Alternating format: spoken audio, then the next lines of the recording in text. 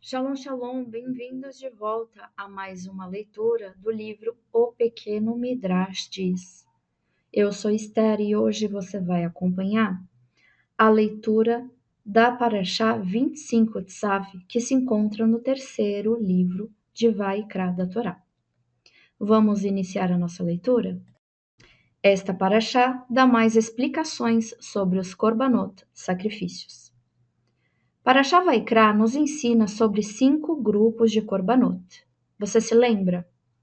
São elas: Olá, Mincha, Shelamim, Hatat e Ashram. A Parashá Tzav falará mais sobre cada um destes 5 grupos.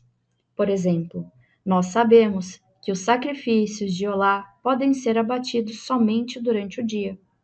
Agora Hashem ensinou a Moshe: se um corban Olá for abatido durante o dia e seu sangue borrifado antes do pôr do sol, os Kohanim podem continuar queimando durante toda a noite. Hashem acrescentou que os Kohanim tinham permissão de queimar partes do corban de Shelamim à noite também, desde que ele tivesse sido abatido durante o dia. Da mesma forma, as gorduras de outros korbanot podiam ser queimadas durante toda a noite. Destas leis, nós vemos que alguns Kohanim ficavam de serviço no Beit HaMikdash a noite inteira, e que outros Kohanim tinham que começar a avodá de manhã, bem cedo, ao raiar do dia. Apesar da longa jornada, os Kohanim estavam sempre prontos e ávidos por realizar a avodá. Os Kohanim são ordenados a cumprir a mitzvah de recolher as cinzas do Mishbeach todos os dias.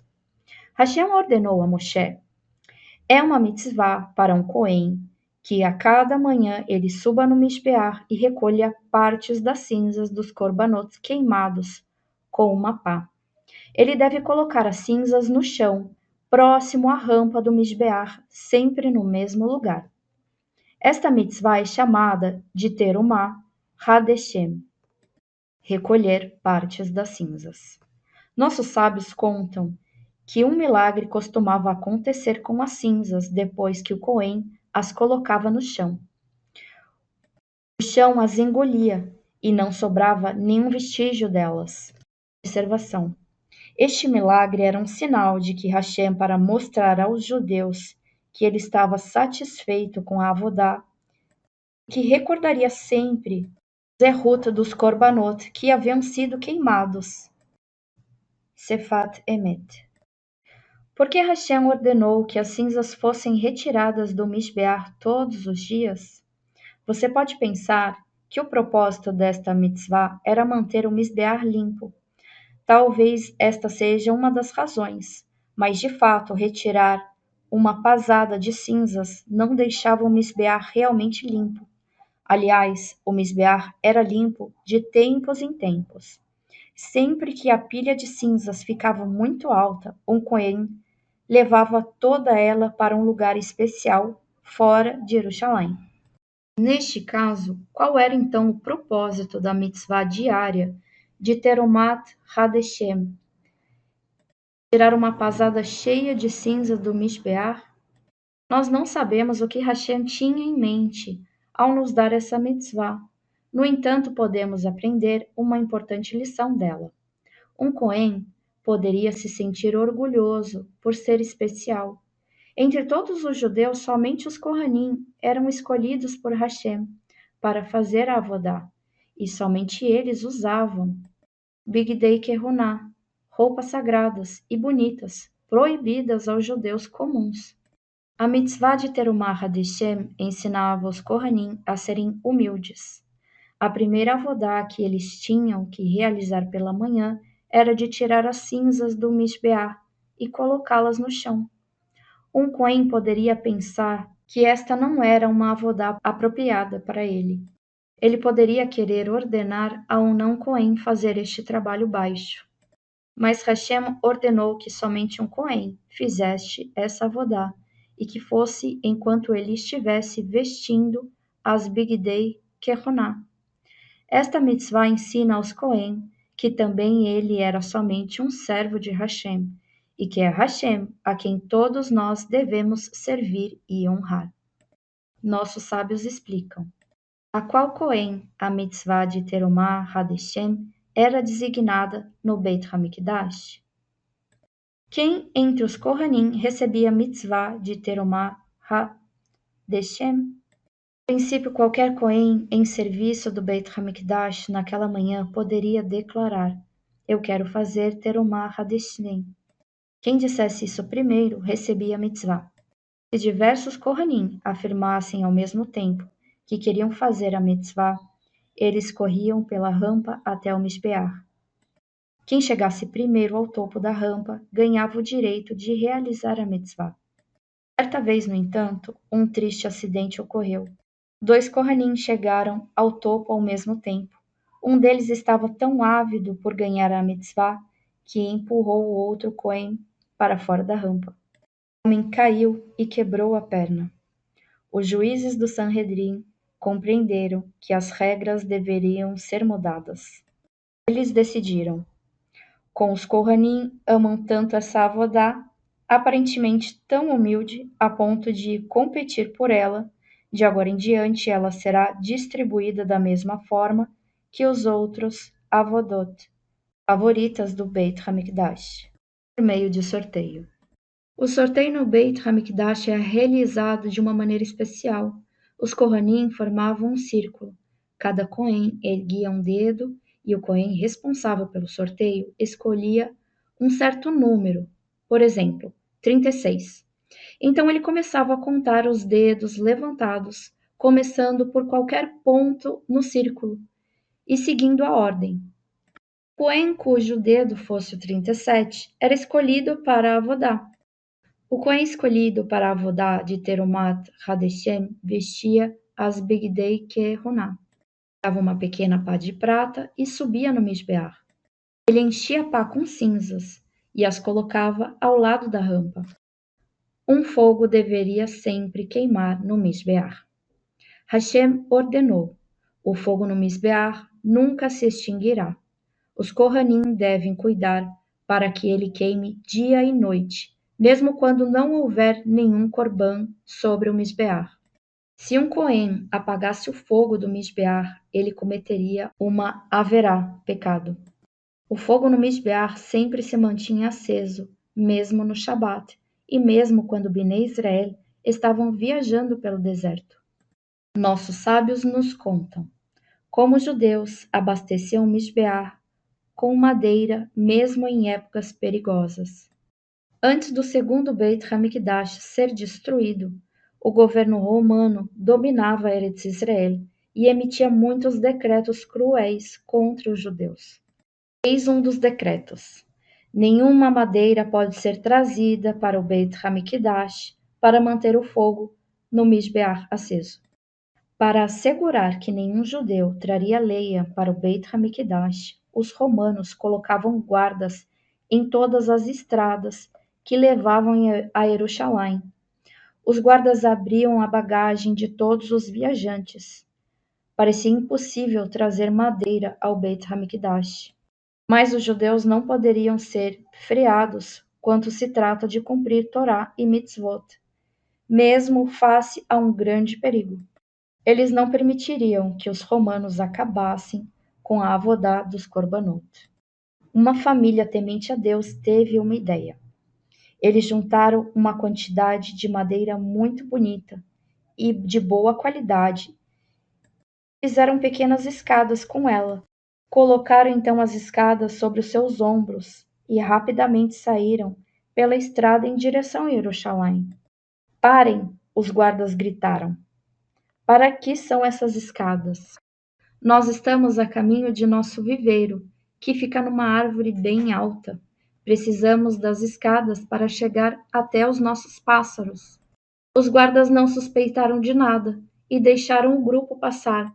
Assim que os judeus chegaram no Beit HaMikdash, eles desmontaram as escadas e deram a madeira para os Kohanim colocarem no Mishbeach. Os sábios elogiaram essa corajosa família. Eles ficaram conhecidos como Bnei Salmai, quer dizer, a família escada. A palavra salmai está relacionada à escada. Mais sobre a oferenda de Minhá. Uma oferenda de Minhá e uma mistura de farinha, azeite e uma especiaria chamada levoná, conforme explicado em Parashat Vaikra.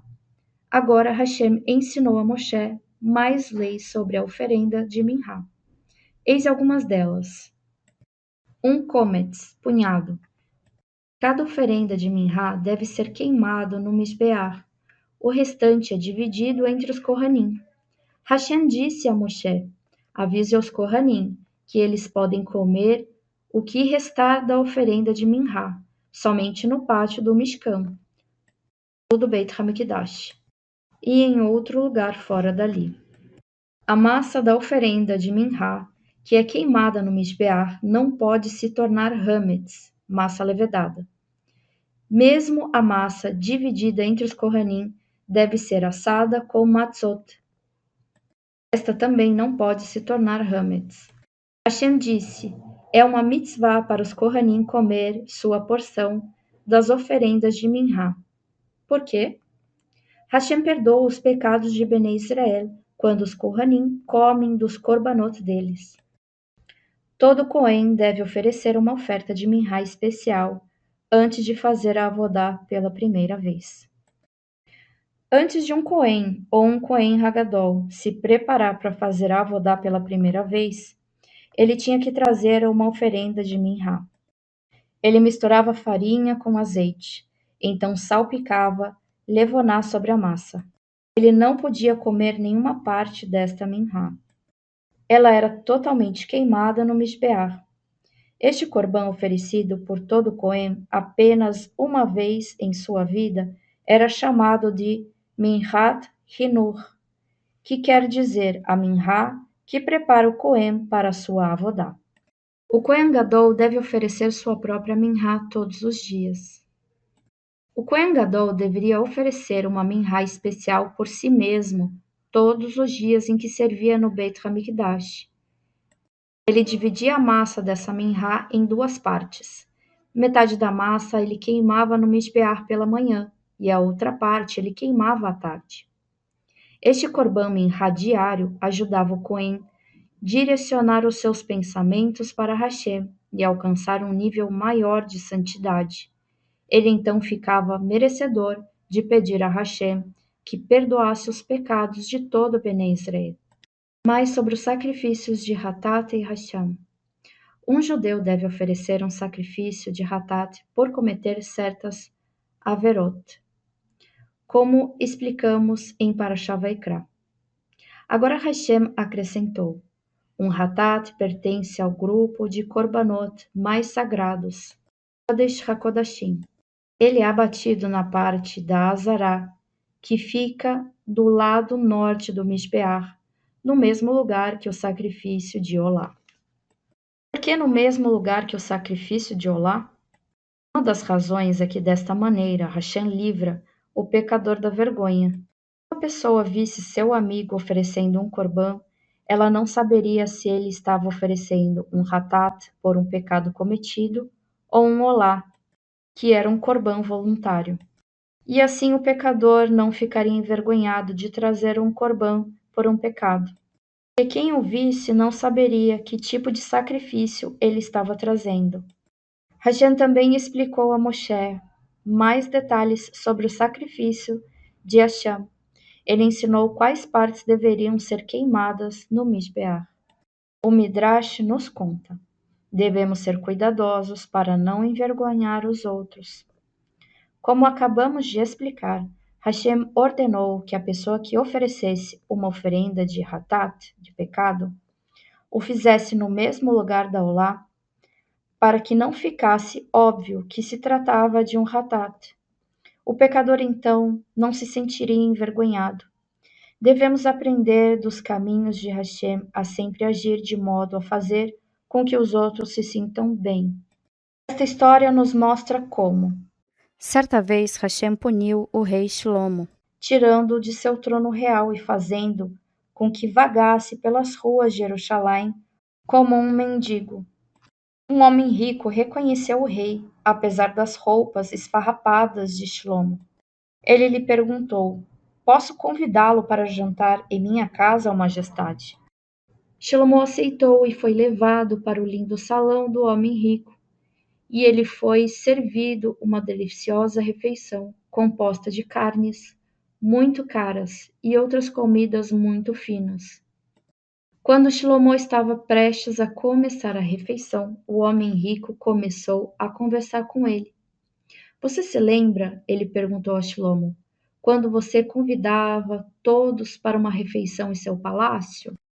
Pensando em sua triste situação atual e comparando-a com a época em que tudo fora muito bom, Shlomo soltou um suspiro e abaixou os seus talheres. O homem rico pareceu não perceber o quanto suas palavras entristeceram Shlomo. E ele simplesmente continuou falando. Eu nunca me esquecerei da vez em que fui visitá-lo em Jerusalém, quando você julgava o povo, ele disse. Durante toda a refeição, o homem rico continuou falando sobre a posição anterior do rei de Shlomo. Ele não percebeu que o seu visitante perdera o apetite por causa das suas palavras pensadas. Shlomo apenas suspirava e chorava ao se lembrar da grandeza que havia perdido. No final da refeição, Shlomo se levantou, sem sequer ter tocado na comida. Em um outro dia, Shlomo estava andando pelas ruas de Jerusalém quando um homem pobre o reconheceu. Posso convidá-lo para jantar comigo, ó majestade? Ele perguntou. Shlomo queria recusar, lembrando da experiência infeliz que tivera, mas o homem pobre insistiu muito. Por favor, permita que eu divida a minha refeição com você. Ele implorou, até que o rei aceitou. Porque o anfitrião não tinha condições de comprar carne, e ele ofereceu ao rei somente alguns vegetais. Ao se sentarem para comer, o homem pobre começou a dizer palavras encorajadoras a Shlomo. Não se preocupe com a feliz situação. Não se preocupe com a infeliz situação em que você se encontra, meu mestre, ele disse. Embora você agora esteja pobre e humilhado, Hashem com certeza o fará rei de novo. Hashem prometeu ao seu pai, o rei Davi, que a liderança permanecera para sempre com a sua família. Assim como um pai por vezes castiga seu filho, Hashem está punindo você porque ele ama você. Mas no final, Hashem perdoará você. Quando Shlomo ouviu estas palavras, seu coração tornou-se leve e se sentiu confortado. Ele comeu os vegetais em seu prato com grande prazer. Mesmo a mais elegante das refeições não poderia ter melhor sabor. Mais tarde, quando Shlomo compôs o livro de Mishlei, Provérbios, ele escreveu: É melhor servir a um visitante apenas vegetais, mas fazê-lo sentir-se bem, do que oferecer a ele um boi gordo, mas fazê-lo sentir-se mal. Fim da leitura referente a Parashat Tzav. Nós nos vemos então na próxima leitura. Shalom, shalom.